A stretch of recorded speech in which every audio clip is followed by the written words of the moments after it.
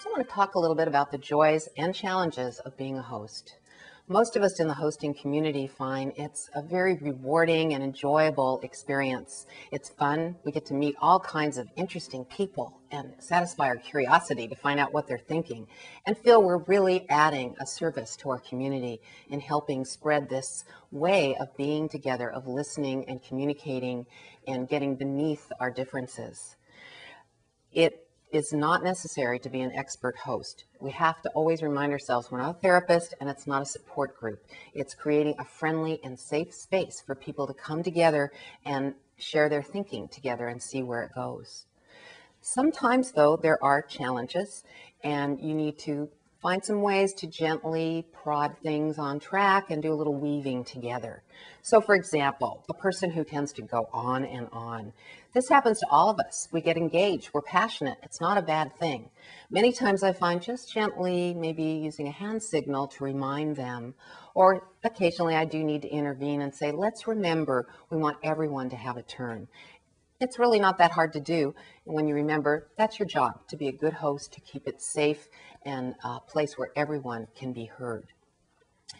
If there's still a problem, maybe the issue is getting so hot and passionate that people are starting to interrupt each other a lot, that could be a signal in that open dialogue part of the conversation that it's time to slow it down, and you could again pick up the talking object and reintroduce that to just slow it down.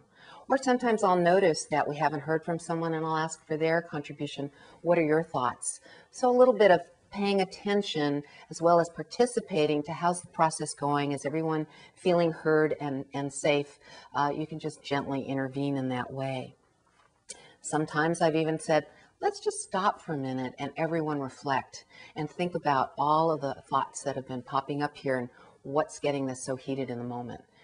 And then you'll see it shifts into a more listening space. You can always refer back to those agreements. And yes, sometimes even more challenges come up. And first we have to know, you know what, it doesn't always go perfectly. We'll learn for next time. You can bring the issue to the listserv, pick somebody's brain and get an idea of what could I do next time. So don't worry if sometimes a conversation gets a little off track. Mainly rely on your curiosity. So perhaps somebody is saying something that's just so far out in left field or triggers you in some way. Be curious. Ask them, I think I'm hearing you say, is that it? So you'll get a little more.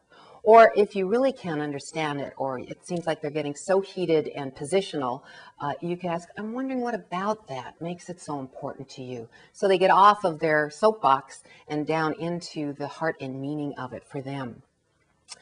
If somebody does start getting on their soapbox, especially in this election year, for example, you could, instead of trying to listen and get convinced and persuaded about a particular candidate or issue, again, ask them, well, what is it that you think is important about being a good leader? Or what about this issue makes it so important for you? And that will, again, shift it to a more personal sharing level where everyone can feel a place to engage.